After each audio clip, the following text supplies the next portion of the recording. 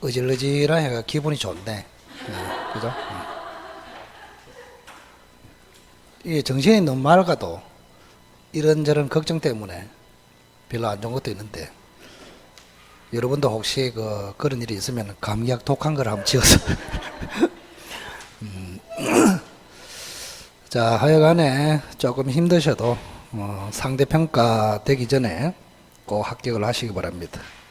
기회는 제가 볼 때는 내년하고 그 다음에 내년에 종결을 시키면 제일 좋고, 내년에 초기에는 지금 정상적으로 하다가 7월달 8월달 되면은 모든 학생들이 갈등 상태로 들어갑니다. 이제 모의고사를 계속 치잖아요, 그죠? 4월부터 아마 전국 모의고사라고 서울에서 시험지 내려서 실제 시험처럼 똑같이 이제 실시를 하거든요. 그러면 처음에 시험 치고 나면은 초상집입니다. 초상집. 좀 아는 것 같았는데 또 막상 시험을 쳐보면은 눈앞이 캄캄한 일이 된단 말이에요. 그래서 우리가 강의를 듣는 거 하고 책을 읽는 거 하고 시험을 보고 지문을 선택해서 답을 내는 거 하고 좀 다르다 이 말이에요. 아시겠죠? 결국에는 우리는 점수를 많이 받아야 되잖아. 그죠? 그 7, 8달 가면은 1차 점수가 한 50점을 계속 나오면은 2차까지 가도 되는 것이고, 나는 7, 8월 달인데 아직도 1차가 막 40점도 안 된다. 그러면 이제 결단을 해야 된다. 2차까지 다 가다가는 1차까지도 날릴 수 있다. 이런 갈등 때문에 1차만이라도 합격할까? 조상의 전통대로 2차까지 다 갈까? 이런 고민에 빠지게 됩니다. 근데 그 고민에 빠지지 않기 위해서도 1차를 조기에 조금 빨리 잡아야 된다. 생각보다 시간이 많지 않습니다. 굉장히 빨리 갑니다. 앞으로. 그래서 내년으로 바뀌어서 1월달 딱 가면은 금방 봄이 되고 여름 되고 가을 되고 이래 버립니다. 그래서 제가 지난번에 말씀드렸는 건 모르겠지만은 시험이 10월 말에 있는데 6월 말에 시험이 있다. 이런 생각으로 준비를 하셔야 됩니다. 6월 말쯤에. 그 6월 말쯤에 모의고사 쳤을 때 전 과목을 60점 정도 받겠다. 이런 생각으로 하셔야 된다고. 그래야 안정적으로 합격을 하신다고. 저기서 실패하면 한 번 더 기회가 있잖아요. 그죠? 10월 말에. 그래서 일단 여러분들은 세월이 생각보다 굉장히 빨리 가기 때문에 빠른 속도로 빨리 실력을 쌓아야 된다. 이 생각을 잊지 않았으면 좋겠습니다. 그 말이 절실하게 느껴질 겁니다. 가면 갈수록. 일단은 결석하지 마시고, 불가피하게 결석하면은 동영상이라도 꼭 보시고, 1월 달에 이제 기본서를 가지고 수업을 하는데 그때는 진도가 나거든요. 하루에 한 80페이지 정도 이렇게 나와요. 그래서 어쨌든 간에 물론 기본서에 있는 것 중에서 저는 쓸데없는 게 너무 많단 말이에요. 기본서에. 그럼 시험하고 직접 관련 있는 것만 머릿속에 구상을 해서 제가 설명을 하거든요. 그래서 그런 걸 위주로 공부해야지, 기본서를 나는 처음부터 1페이지부터 읽겠다 그럼 10년 가도 시험 안 됩니다. 그 선생님이 시킨 대로 잘 하셔야 된다고. 그래서 6월 말에 시험이 있다는 생각을 가지시되 어쨌든 결석하지 마시고 기초부터 탄탄하게 하시기 바랍니다. 불가피하게 결석을 하게 된다면 동영상을 꼭 보시고. 자, 우리가 이제 용익물권이 있네요. 그죠? 용익물권. 요거하고 반대되는 게 담보물권이다. 담보물권.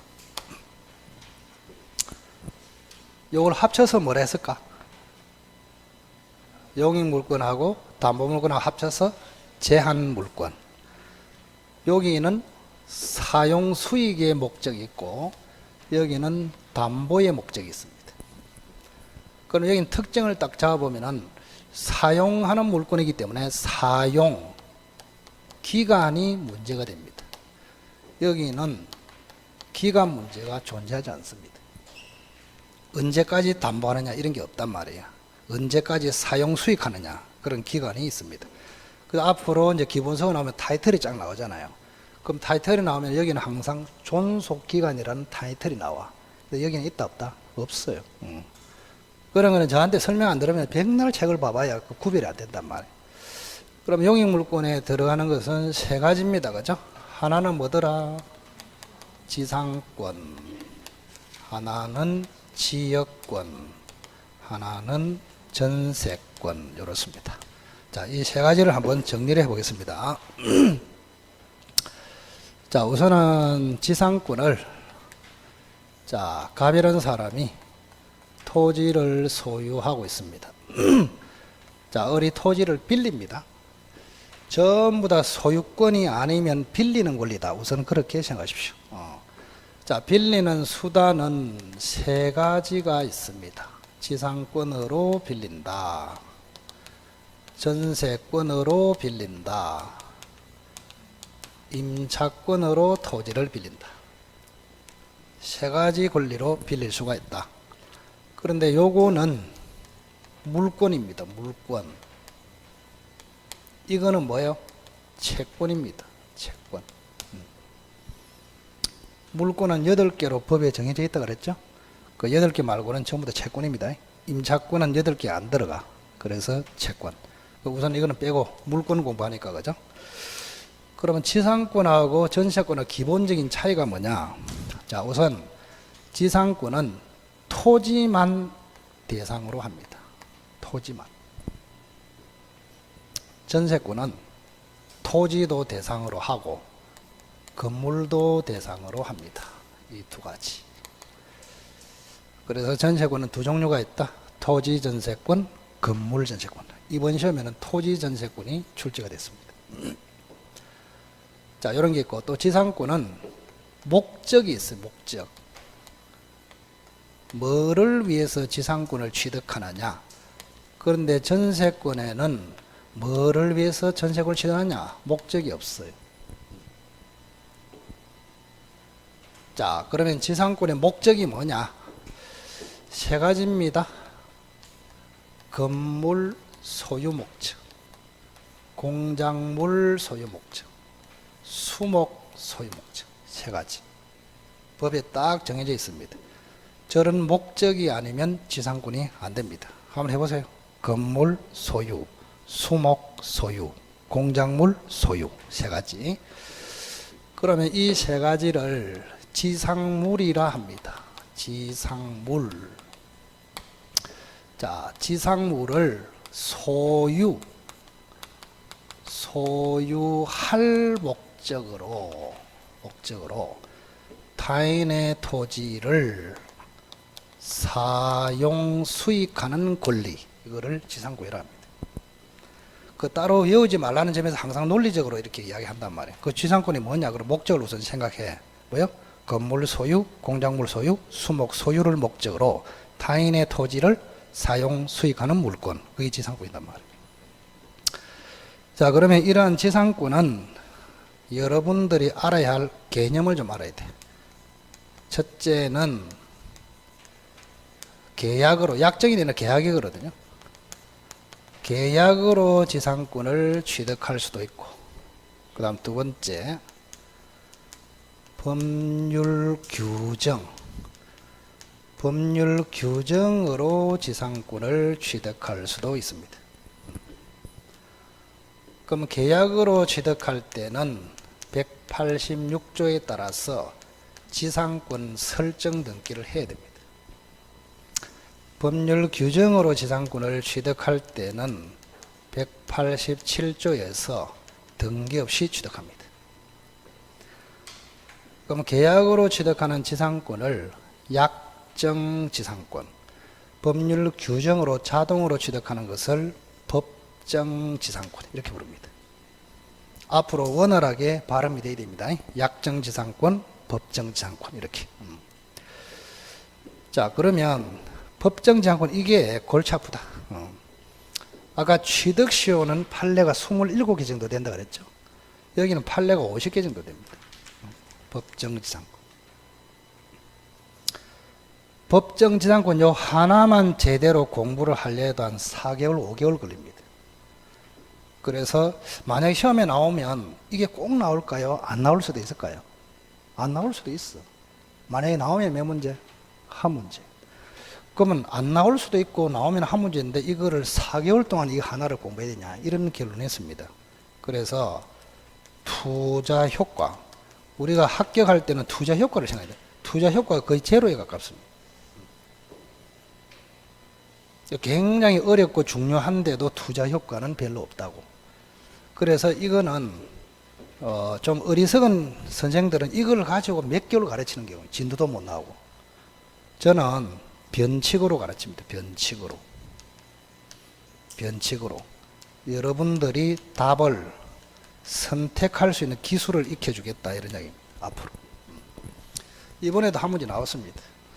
자, 다음 중 법정지상권이 성립하는 것으로 묶어라, 이렇게 나왔어요.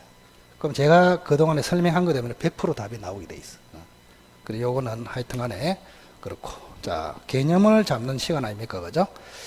그 다음에 세 번째는, 구분지상권이라고 있습니다. 구분지상권. 한번 읽어보실랍니까? 구분지상권. 네 번째는, 최근에 다시 다컷으로 떠오르는 게 담보지상권이라고 있습니다. 읽어봐요. 담보지상권. 원래 지상권은 사용 수익을 목적으로 하잖아요. 담보권이 아니잖아. 근데 특이하게 담보를 목적으로 지상권을 설정할 수도 있다. 이 특이하단 말이에요. 최근에 올해는 시험에 안 나오는데 그 전에 2, 3년 전에 연속해서 2번이나 출제가 됐다. 이 담보지상권. 그 개념을 한번 잡아봅시다. 자, 우선은 용어를 보시면, 자, 을이라는 사람을 지상권자라 합니다. 지상권자.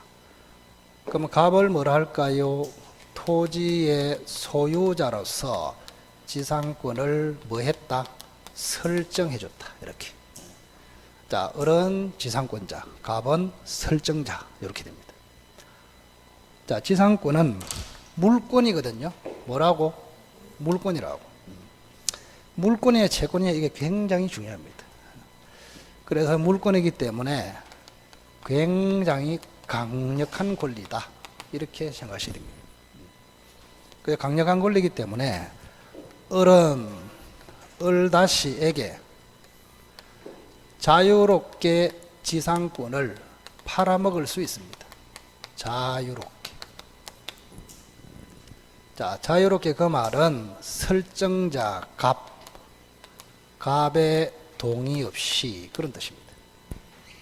자유롭게 지상권자가 바뀔 수 있다고. 자, 갑의 동의가 있어야 된다, 필요 없다? 필요 없어요. 물권이기 때문에 그렇다. 만약 이게 임차권 같으면 갑의 동의를 받아야 이게 가능합니다. 아시겠어요? 그 물권이기 때문에. 자, 그 다음. 자, 을이 지상권으로 열심히 토지를 사용하고 있는 중에 주인이 지금 갑다시로 바뀌어버렸어요. 땅 주인이 이렇게. 갑다시가 땅을 팔아먹어 버렸단 말이에요.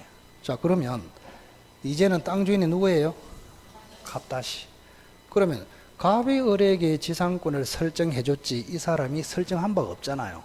그래서 이 사람은 을 보고 니 왜 내 땅을 사용하냐, 땅 내라, 이렇게 할 수 있을까? 그래서 이 말은 거꾸로 하면은 지상권을 갑다시에게도 주장할 수 있느냐, 이런 이야기입니다. 자, 우리가 물권의 가장 큰 특징은 모든 사람에게 주장할 수 있다, 이거예요. 모든 사람.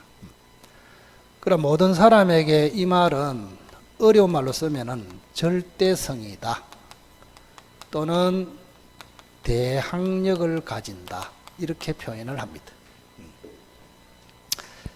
새로운 땅 주인이 나가라 했을 때 못 나가겠다 하면서 대항할 수 있다고. 모든 물권은 모든 사람에게 주장할 수 있고 절대성이 있고 대항력이 있다. 그러니 갑다시는 을을 쫓아낼 수 있다, 없다? 없습니다. 그래서 지상권자는 물권자이기 때문에 땅 주인이 백날 바뀌어도 괜찮다고. 아시겠어요? 두 가지를 기억하십시오. 지상권은 물권이기 때문에 자유롭게 갑의 동의 없이 처분할 수 있다. 그리고 지상권은 물권이기 때문에 땅 주인이 100번 바뀌어도 괜찮다. 어느 누구에게도 지상권을 주장해서 땅을 사용할 수 있다. 그렇게.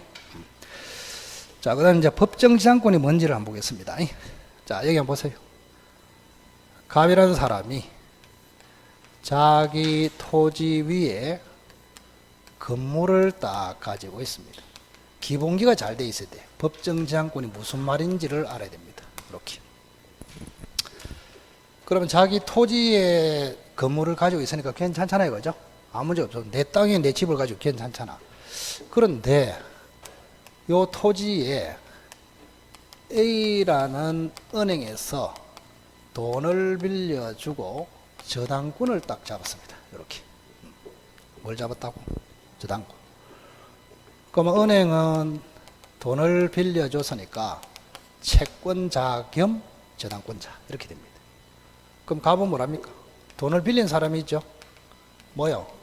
채무자 겸 저당권을 뭐 해줬다? 설정해줬다. 채무자 겸 설정자 이렇게 됩니다. 물론 은행에서는 건물하고 토지 둘 다 잡을 수도 있어요. 토지만 잡았다만 토지만 얼마든지 가능합니다. 지금 현재는 괜찮아요. 근데 갑이 갚아야 할 때 못 갚았다 이 말이에요. 그렇게. 자, 변제를 못하면 은행에서는 뭐 합니까? 경매 넣지, 경매. 경매를 신청합니다. 경매를 신청한다. 이렇게. 그래서 채무자가 돈을 못 갚으면은 저당권자가 임의로 경매를 넣을 수가 있다. 그래서 이러한 경매를 앞으로 임의 경매라 합니다. 읽어보세요. 임의 경매. 만약에 은행에서 저당권을 잡지 않고 그냥 돈을 빌려줘서 신용대출을 했어. 그때 갑이 안 갚아. 그럼 은행은 어떻게 할 거예요? 저당권을 잡으면 그냥 경매 넣어버리면 돼. 그때는 어떻게 한다? 은행은 채무자를 대상으로 대여금 소송을 내가지고 판결을 받아서 강제 경매로 들어갑니다. 강제 경매. 무슨 경매? 강제 경매. 그래서 강제 경매, 임의 경매가 차이가 뭔지를 기억하라. 자, 저당권을 가지고 판결 없이 임의로 경매한다. 뭐? 임의 경매. 저당권이 없을 때 그때 채무자를 대상으로 판결을 받아서 강제 집행으로 경매한다. 그걸 뭐라고? 강제 경매. 여기는 저당권을 가지고 경매하기 때문에 임의경매다. 이렇게. 자, 그러면 경매를 하면 요 토지가 을에게 낙찰이 돼버려요. 낙찰. 낙찰이 뭔지 대충 아시죠? 그래서 낙찰받은 을이 소유자가 돼버립니다. 땅 주인이 돼버린다. 이렇게. 자, 그러면 이 그림에서 이제 기본기를 딱 잡아야 돼. 원래는 갑이 자기 토지 위에 건물을 가지고 있으니까 괜찮다가 이 토지가 경매가 되는 바람에 땅 주인이 을로 바뀌어 버렸습니다. 맞죠? 그럼 을의 입장에서는 내 땅 위에 남의 건물이 서 있잖아요. 맞죠? 갑의 입장에서는 내 건물이 남의 땅이 있잖아. 그러면 을은 대본에 뭐 들어갑니까? 철거하라 이렇게 들어있지. 철거하라 이렇게. 철거 청구 들어간단 말이에요. 그러면 이런 상태에서 건물이 철거된다면 철거돼야 할 건물이 천지입니다. 그러면 이 철거되면 사회적인 손해가 굉장히 크단 말이에요. 그래서 이 철거를 방지할 목적으로 이런 경우에 집주인 갑이 잘 보세요. 집주인 갑이 남의 땅에 당연히 지상권을 취득한 것으로 본다. 한번 읽어보세요.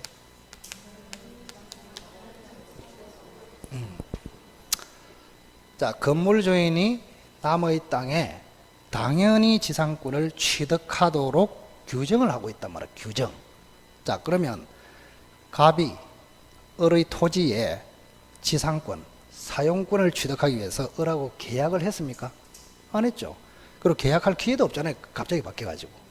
그래서 계약할 기회가 없어가지고 건물 철거를 방지할 목적으로 이 건물 주인이 남의 토지에 당연히 지상권을 취득하도록 하고 있다. 이거를 뭐라 한다고? 법정지상권 이렇게 부른다.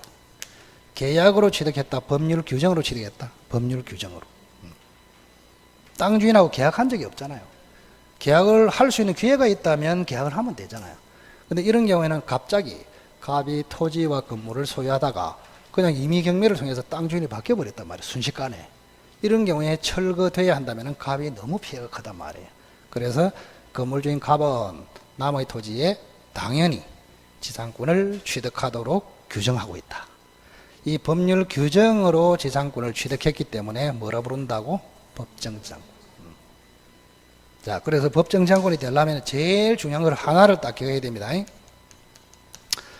자, 토지와 건물, 동일인이 건물하고 토지를 소유하다가 어떤 원인으로 그대로 써보면은, 그죠? 건물 주인과 땅 주인이 달라진 경우, 요게 법정지상권의 요건이라니까. 한마디로 이야기하면. 한번 읽어보세요. 뭐라 해놨노? 읽어봐라. 응?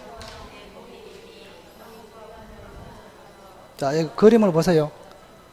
동일인이 건물하고 토지를 함께 소유하다가 어떤 원인으로 땅 주인과 집주인이 달라진 경우, 그때 철거를 막기 위해서 집주인을 위해서 당연히 지상권을 주는 제도, 이걸 뭐라고?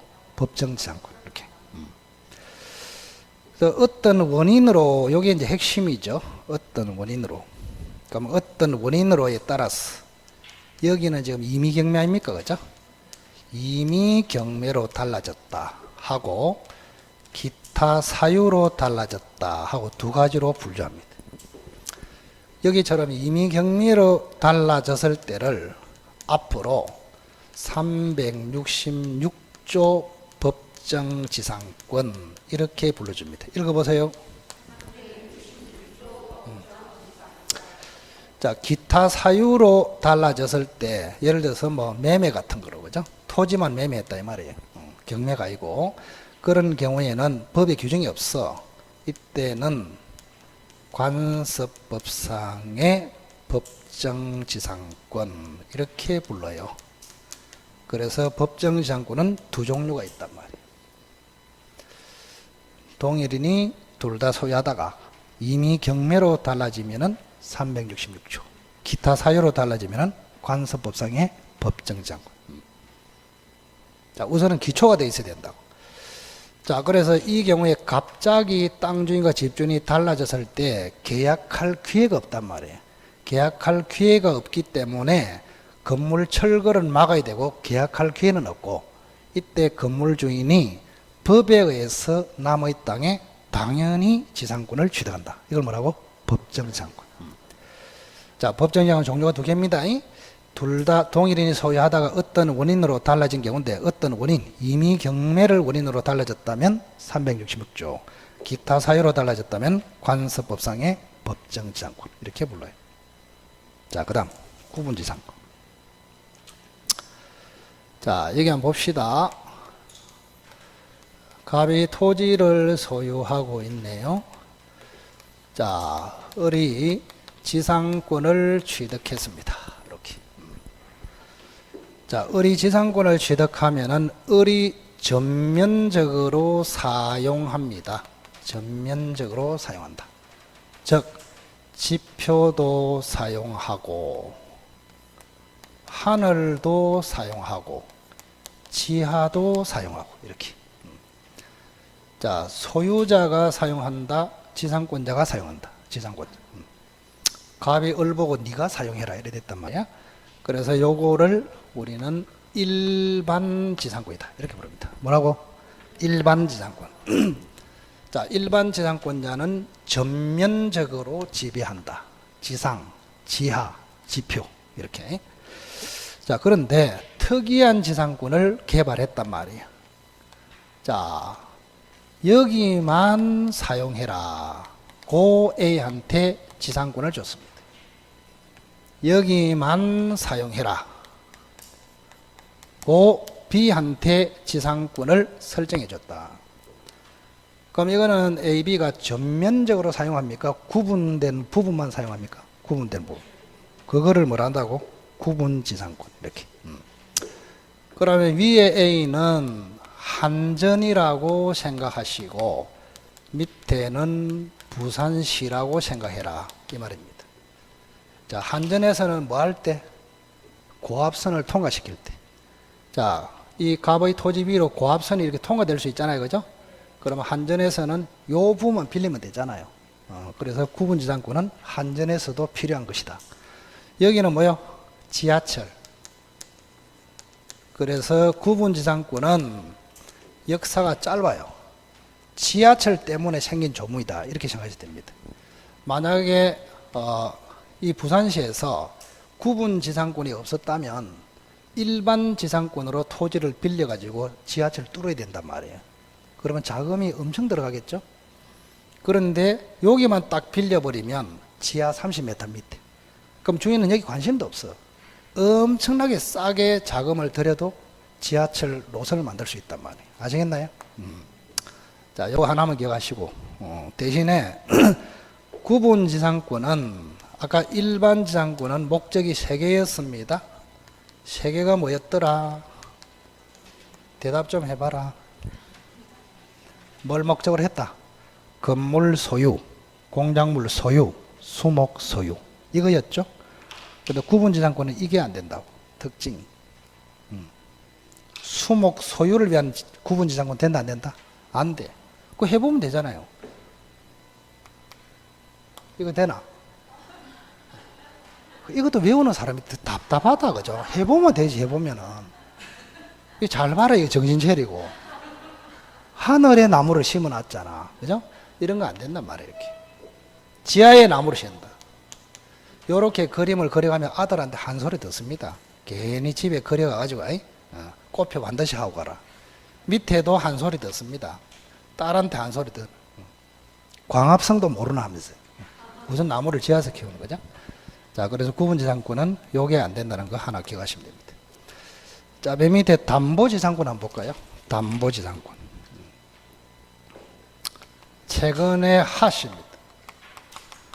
지상권은 원래 사용을 위해서 필요한데 담보권이 아님에도 담보를 목적으로 지상권도 있단 말이에요.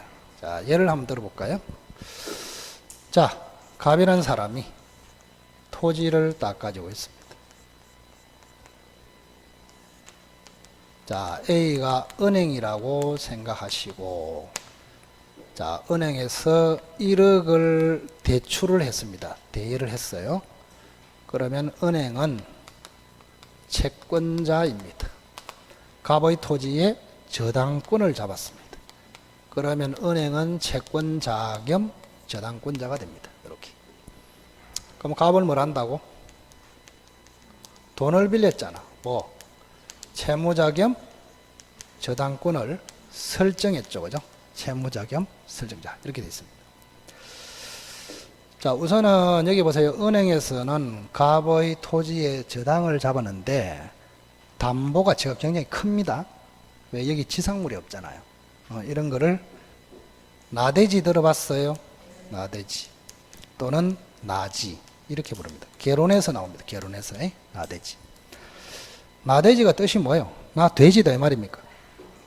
응? 나대지가 뜻이 뭘까? 요거는 나자는 벌거벗었다 그런 뜻입니다. 나체 들어보셨죠? 나체. 벌거벗은 돼지. 지상물이 없는 돼지. 그걸 나돼지, 나지 이렇게 합니다. 나시. 나시가 뭐예요? 소매가 없는 옷. 그걸 나시라 합니다. 벌거벗은 소매. 그런 뜻이에요. 그죠? 저한테 들으면 상식도 많이 납니다. 어떤 사람은 나시가 뭐냐 일본 말인 줄 알고 있다. 바보처럼. 그죠? 그 한자를 공부해야 사람이 유식하다니까. 나시가 무슨 뜻이라고? 소매가 없는 그런 뜻. 예? 일본 말이 맞는데 이게 반격을 많이 하네. 감독이 앞으로 참 피곤하겠다. 원래 고유한 일본 말이 아니고 한자인데 일어로 그렇게 쓴다고. 원래는 한자라고. 벌거벗을 낫자 그죠? 앞으로 힘들겠다.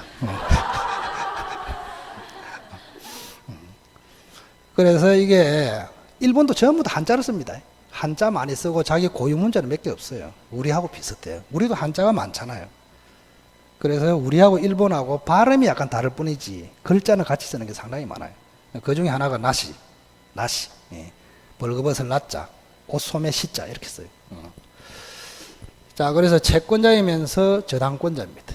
채권자이면서 저당권자 이렇게. 자, 이 땅에 대한 담보 가치가 크다 작다? 가치 크지. 여기 사용할 가능성이 굉장히 높잖아요. 건물을 지을 수도 있고, 그죠?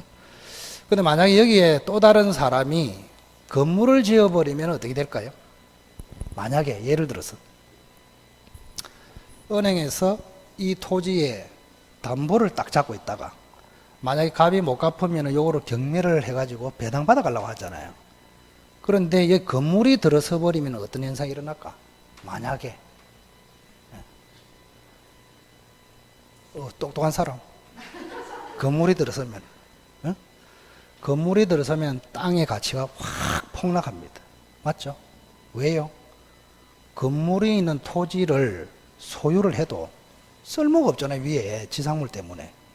그럼 어떤 사람이 철거하면 안 됩니까? 철거도 쉽지 않아요. 할매가 덜어눕으면 끝입니다. 어쨌든 나대지가 건물이 있는 대지보다는 가치가 훨씬 높다고. 그러면 은행의 입장에서는 이 담보 가치를 유지해야 된단 말이에요. 유지. 유지해야 된다. 그래야 나중에 채무자가 못 갚았을 때 담보 가치가 큰 요거를 경매 넣어가지고 변제를 다 받아갈 수 있을 거 아닙니까? 근데 이게 원래는 은행에서 1억 빌려줬는데 이게 땅이 3억짜리야. 이렇게. 그럼 충분히 되잖아요. 3억짜리를 경매 넣어가지고 1억을 받아갈 수 있잖아요. 그런데 건물이 딱 들어서 버리면 경매를 넣어도 이게 낙찰이 잘 안 돼. 낙찰 받아봤자 건물 때문에 골치 아프단 말이에요. 그래서 이게 만약에 9천만 원으로 낙찰 대금이 떨어질 수도 있다고. 이렇게. 위험하잖아, 이렇게. 예. 그래서 건물이 들어서면은 저당권자 은행에서는 치명타가 됩니다. 자, 그래서 이 건물을 들어서지 못하게 하기 위해서 사용권까지 같이 취득을 해버린단 말이에요. 은행에서. 그러면 은행에서 이 사용권을 취득할 때는 은행에서 이거를 진짜 사용하려고 취득한 게 아니잖아요. 그죠? 남이 사용을 못하도록 막기 위해서 하는 거 아닙니까? 즉, 이 대지의 담보가치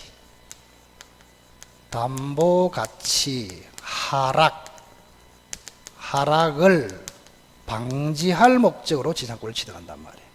이걸 줄여가지고 담보지상권이다. 이렇게 부릅니다. 뭐를 목적으로 하고 있다? 담보가치 하락 방지, 담보가치 유지. 예. 원래 지상권은 이 토지를 사용하기 위해서 취득하는 거 아닙니까? 그럼 은행에서는 사용을 안 하잖아요. 대신에 이 토지의 담보가치를 유지하기 위해서 지상권을 취득했다. 이런 지상권을 담보지상권이다. 이렇게 부릅니다.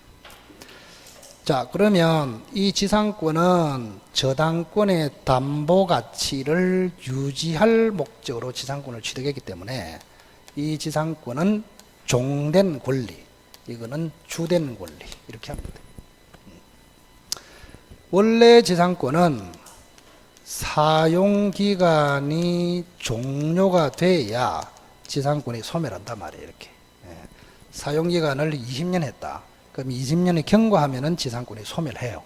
그런데 담보지상권은 특이하게 소멸한단 말이에요.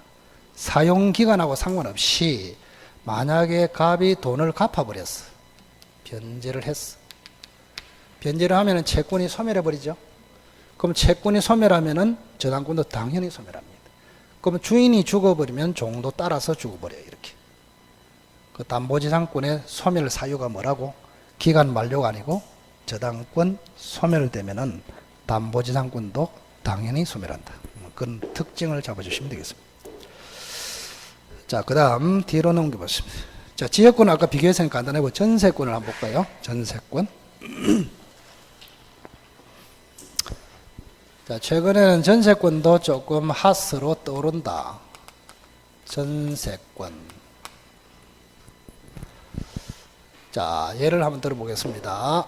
갑이 지금 뭐 토지도 되지만 주로 집을 예를 한번 들어볼게요. 자, 갑이란 사람이 집에 대해서 소유자. 을이 전세권을 취득한 사람이다. 전세권자.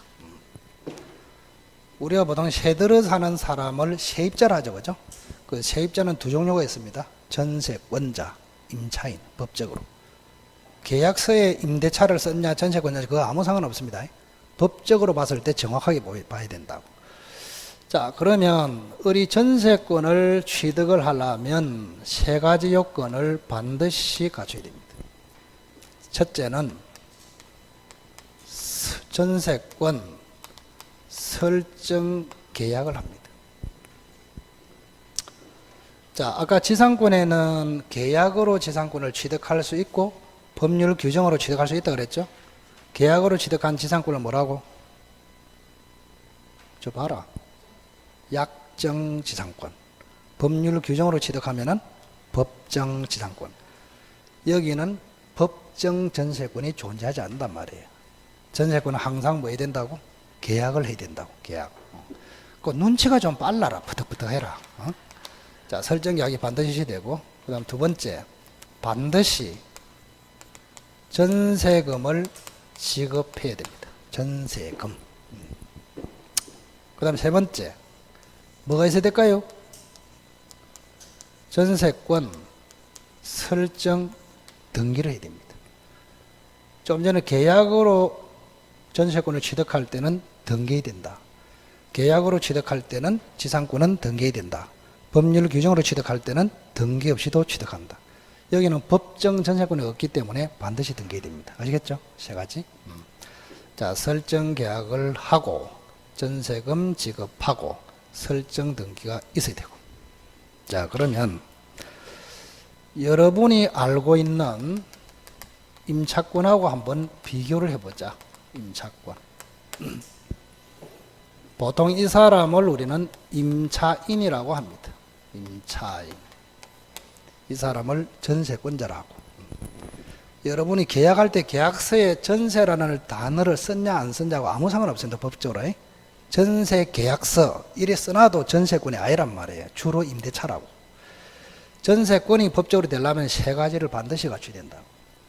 이 세 개 중에서 하나라도 빠지면 임대차가 돼버립니다. 차이를 기억하시고. 자, 그러면 임차권이 되려면은 첫째 뭐가 있어야 됩니까? 임대차 계약을 해야 됩니다. 임대차 계약. 좀 읽어봐라. 목이 아파 죽겠다. 감기 걸려가고. 리액션. 에? 리액션. 여기는 딱 단어를 설정 이 말을 써요. 여기는 임대차라고 써. 물권은 항상 설정이라는 단어를 씁니다. 전세권 계약 이래 안 한단 말이에요. 뭐라 한다고? 전세권 설정 계약 이렇게. 여기는 임대차 계약. 그럼 여기는 또 뭐를 줍니까? 임대차는 월세 준다 이거 월세. 그거를 뭐랍니까? 차임이라고 합니다. 차임. 이렇게. 자, 세 번째. 임대차는 등기해야 됩니까? 안 해도 됩니까? 안 해도 돼. 요거는 등기해야 되고 요거는 등기 안 해도 되고. 그럼 학생들 또 물어봐요. 등기하던데요. 등기할 수는 있어. 임대차도 등기할 수는 있는데 해야 되는 게 아니란 말이에요. 이거는 등기를 해야 되고 이거는 등기를 할 수 있고 안 해도 됩니다. 자, 그러면 또 이제 궁금한 게 보통 월세가 없고 보증금만 있는 경우가 있잖아요. 들어봤습니까? 나무 집에 세 들어 살 때 오히려 그게 더 많아요. 월세 없이 보증금만 그냥 1억 준다 이런 거. 그죠? 그때는 보증금의 이자가 월세 역할을 합니다. 아시겠어요? 그래서 임대차가 되려면은 세 가지 요건을 갖춰야 된다. 이렇게. 자, 그러면 사회에서는 자, 보세요. 보증금을 지급하고 등기는 안 하고 이런 게 오히려 많아요. 일반 사회에서는. 전월세가 아니고 예전에는 지금 전월세가 좀 많아졌잖아요. 과거에는 보증금을 지급하고 월세 없는 경우가 상당히 많았어요. 그럼 보증금을 지급했다는 점에서는 전세권하고 유사하다 이 말입니다. 그러면 등기를 안 했다는 점에서는 임차권하고 유사하다고 이렇게. 그럼 이거는 전세권도 아니고 임대차도 아니고 좀 이상하잖아. 그래서 이거를 우리는 변태라고 한다. 변태. 이상하단 말이에요. 자, 이거를 우리가 법적으로는 뭐라 하느냐. 등기했습니까? 안 했습니까? 안 했죠. 그리고 전세라는 단어를 씁니다. 사회에서. 그래서 이렇게 부릅니다. 읽어보세요. 미등기 전세. 그럼 미등기 전세는 전세라는 단어를 썼지만 전세권이다 아니다? 아니다. 이건 임대차입니다. 임대차. 아시겠죠? 무슨 말인지. 예. 자, 그래서 세 가지를 꼭 구분해야 됩니다. 전세권, 미등기 전세, 임대차, 임차권. 이것도 넓은 의미의 임대차에 들어간다고. 임대차에 들어가. 자, 그러면 아까하고 똑같아요. 올해도 시험에 나왔는데, 자, 전세권은 채권입니까? 물권입니까? 또 시작이다. 뭐라고? 물권 또 해보자. 물권 8개. 물권. 자, 한번 읽어보실까요? 글을 일부러 얄궂게 쓰는 게 더 좋아요. 그래야 좀 실력이 늘지. 응? 물권 뭐? 물권 법정주의. 자, 그 다음 채권. 그 학생들의 특징은 매년 가르쳐 보면은 외우는 게 굉장히 잘합니다. 외우는 거. 단순 외우는 거, 이런 거. 그런 걸 너무 습관이 들다 보니까 민법에 적용을 잘 안 돼. 민법은 굉장히 논리적이고 이렇게 돼야 되는데. 자, 물권은 법에 정해져 있어야 하고 채권은 법에 정할 필요 없고 자유롭게 만들어낼 수 있다. 그러면 이 법은 우리는 민법이라고 한다. 민법을 보니까 몇 개로 정해져 있다? 8개. 자, 8개 한번 해보자, 오랜만에. 물권 8개. 1번. 순서대로.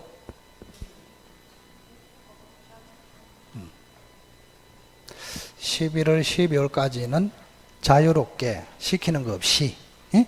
그 출석만 해라. 이랬는데 진짜 출석만 하는 사람도 있어. 아무 생각 없이 출석만 하고 있다.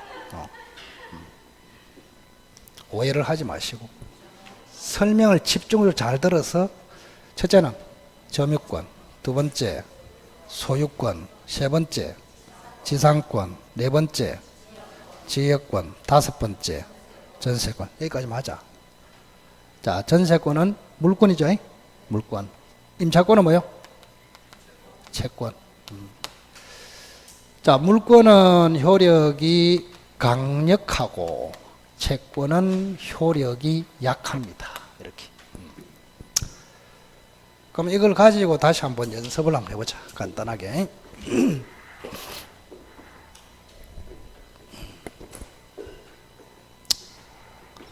자, 요거를 그대로 이제 지워버리고.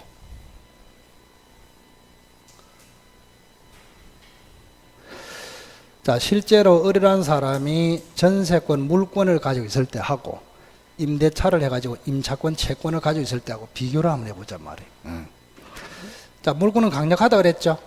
강력하기 때문에 남에게 전세권 처분을 자유롭게 할 수 있습니다.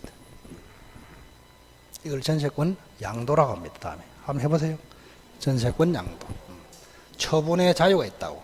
자, 처분의 자유는 주인의 동의가 필요 없다, 이런 이야기입니다. 그래서 을이 마음대로 남에게 전세권을 팔아먹을 수 있단 말이에요. 전세권 처분, 이렇게. 그러면 이 사람을, 그죠? 양도인이라 합니다. 뭘 한다고? 양도인.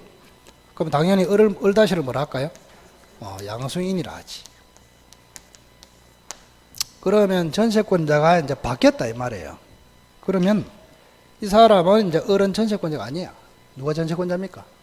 을다시가 전세권자가 된단 말이에요. 이 기초가 튼튼해야 사례 문제 나왔을 때 답을 빨리빨리 낼 수 있단 말이에요. 그럼 이제는 을다시가 전세권자이기 때문에 집주인 갑은 누구에게 전세금 돌려줘야 한다? 을다시에게, 전세권자에게 돌려줘야지. 이 사람은 이미 을다시에게 팔아먹었단 말이에요. 그죠?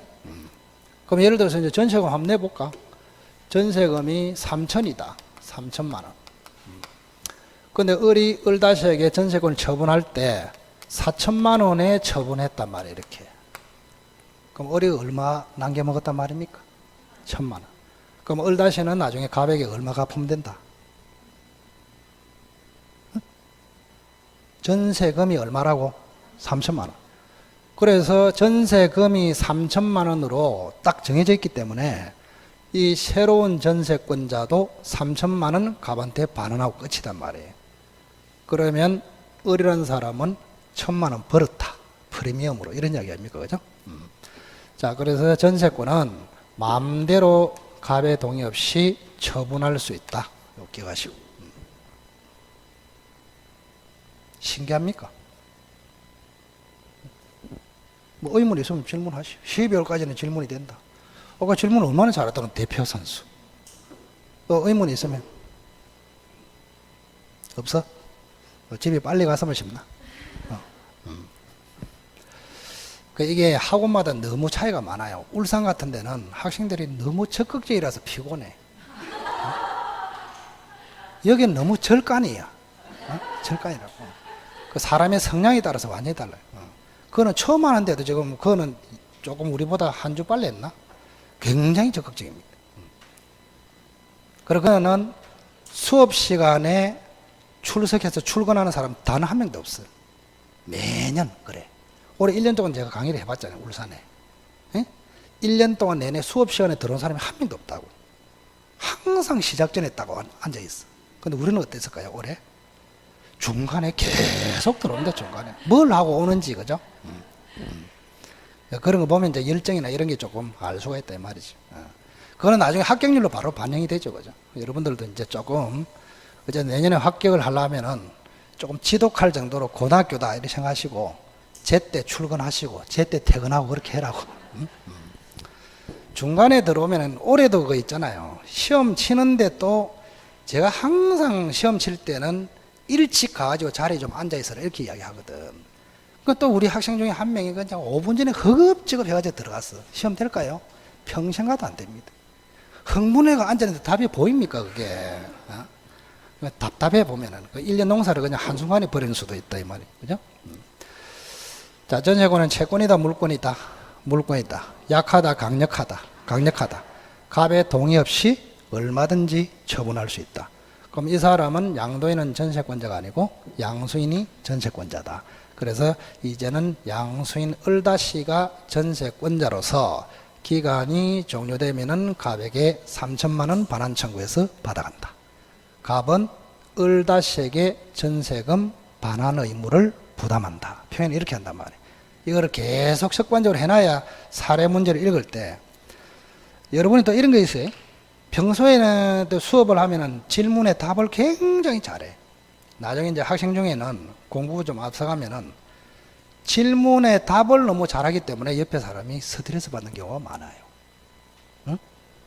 나는 좀 생각해 볼 했는데 저 사람이 벌써 대답해 버렸어. 속에서 열이 확 생깁니다. 말을 못하고. 응?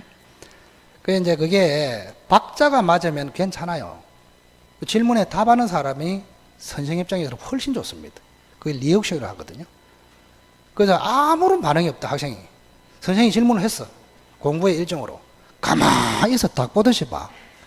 그럼 선생님 속에서 용암이 풀풀 끓습니다. 답을 맞추라가 아니고 리액션, 반응을 해주라, 이 말이야, 반응. 그 앞으로 이거는 부탁이다. 부탁이라고. 6과목 선생님이 딱 오면은, 그나마 재미있는 과목들은 재미있게 가르치는 선생들한테는 반응이 좀 있어. 그럼 재미가 없는 과목도 있잖아. 그러면 절까야. 가만히 있어. 선생님들 속에서 이게 용암이 끓고 있어. 그러면 강의해서 잘 가르치는 의지가 자꾸 사라집니다. 이렇게. 예. 여러분이 그걸 다 이렇게 이용을 할 줄 알아야 된단 말이에요. 물건은 약하다, 강력하다. 강력하다. 갑의 동의가 있어야 처분한다, 마음대로 한다, 마음대로. 자, 그 다음 두 번째. 이제는 을이 전세로 살고 있는데 갑이 집을 팔아먹었어. 갑다시한테. 소유권을 처분해 버렸습니다. 이렇게. 그래서 앞으로 사례 문제의 기초는 이거란 말이야. 자, 갑의 동의 없이 을이 을다시에게 처분했다. 을은 가만히 있는데 갑이 소유권을 갑다시한테 처분했다. 이런 경우에 법률 관계에 대해서 틀린 거 옳은 거 골라라. 이렇게 나온단 말이에요. 이게 사례 문제예요, 간단하게. 자, 집의 주인이 이제 누구로 바뀌었습니까? 갑다시로 바뀌었죠. 자, 그러면 갑다시가 자기 집이 됐으니까 자기 집에 가볼 거 아닙니까? 자기 집에 가보니까 듣보잡이 저녁을 떡 먹고 있어. 듣보잡. 듣보잡이 뭐예요? 잘하네. 그거는 잘한다. 그래서 갑다시가 자기 집에 가보니까 을이 저녁을 먹고 있어. 갑다시 하는 말이 니 누구? 이랬겠죠. 그럼 을은 니는 누군데? 이랬을 거 아닙니까? 그러면 이 사람은 소유자입니다. 소유권자. 이 사람은 전세권자고. 자, 이 사람은 채권자입니까? 물권자입니까? 물권자. 자, 물권자의 두 번째 특징은 모든 사람에게 주장할 수 있다. 이거예요. 이거를 다른 말로 절대성을 가진다. 또는 대항력을 가진다. 수없이 나옵니다, 앞으로. 자, 물권이기 때문에 모든 사람에게 주장할 수 있다. 그걸 절대성이 있다. 대항력이 있다. 자, 그러면 새로운 주인이 나가라 이래 했을 때 못 나가겠다. 대항할 수 있단 말이에요. 이렇게. 네? 그 말은 전세권을 가지고 주인이 100번 바뀌어도 모든 주인에게 전세권을 주장해서 안 나갈 수 있단 말이에요. 그래서 강력하다고. 아시겠어요? 자, 그럼 두 가지 특징이 있네. 전세권은 물권이기 때문에 갑의 동의 없이 자유롭게 제3자에게 처분할 수 있다. 그리고 전세로 살고 있다가 주인이 백날 바뀌어도 전세권을 가지고 모든 새로운 주인에게 대항해서 주장해서 절대적인 효력을 주장해서 그대로 쫓겨나지 않고 살 수 있다. 그 두 가지 아닙니까? 그럼 이걸 기본적으로 알고 있으면 이제 지문에 나와 갑다시는 을에게 집에 인도를 청구할 수 있다. 이렇게 지문에 나왔어. 맞다, 틀리다? 틀렸지. 이게 인도하라고 청구할 수 있는 권리가 없단 말이에요. 갑다시가 을에게 집 내라 해도 을은 집을 내줘야 한다. 거부할 수 있다. 거부할 수 있다고. 그 지문이 이제 나오는 게 별거 아니다. 그래서 기본 틀을 알고 지문의 의미를 자꾸 훈련하는 거야, 앞으로. 자, 그래서 어쨌든 간에 전세권은 물권이라는 점이 가장 큰 것입니다. 그리고 전세권자의 권리를 한번 보겠습니다. 권리. 자, 권리는 크게 저 집에 대해서 사용 수익권이 있습니다. 사용 수익권. 자, 사용 수익을 줄여서 뭐라 했다? 용익 물권. 그 전세권은 용익 물권에 들어간다. 그런데 전세권은 요거 때문에 지금 최근에 하시단 말이에요. 담보권의 성격도 가집니다. 함께 같이. 자, 지상권 중에서 담보권의 성격을 가지는 것이 전세권입니다. 네? 전세권. 왜 그러냐? 자, 이거 한번 보세요. 지금 만약에 3년으로 계약을 했습니다. 그럼 아직까지 3년이 끝나지 않았어. 전세 기간이 존속 중입니다. 그럼 존속 중에는 사용 수익을 하고 있습니다. 맞죠? 그때는 용익권이 주로 이룹니다. 용익권. 자, 그런데 이제 3년이 끝나버렸어요. 이렇게. 끝나버렸어요. 자, 3년이 끝나면 사용 수익을 할 수 있나요? 없나요? 없죠? 이제 끝나게 되면 사용 수익을 못해요. 자, 대신에 을이 집을 비워주면 갑이 전세금을 반환해야 됩니다.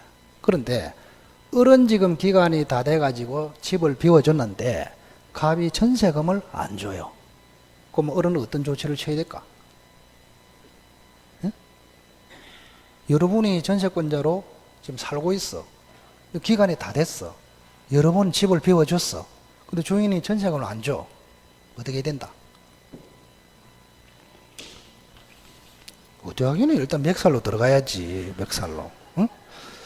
자, 그래서 전세권자에게 경매권을 줍니다. 경매권. 경매권. 자, 나는 집을 비워줬는데 주인이 전세금을 반환하지 않으면 뭐 할 수 있다고? 경매할 수 있다고. 저당권하고 똑같잖아요. 자, 경매를 왜 합니까?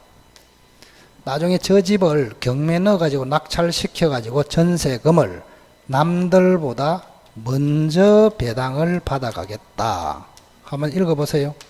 우선 변제권이랍니다.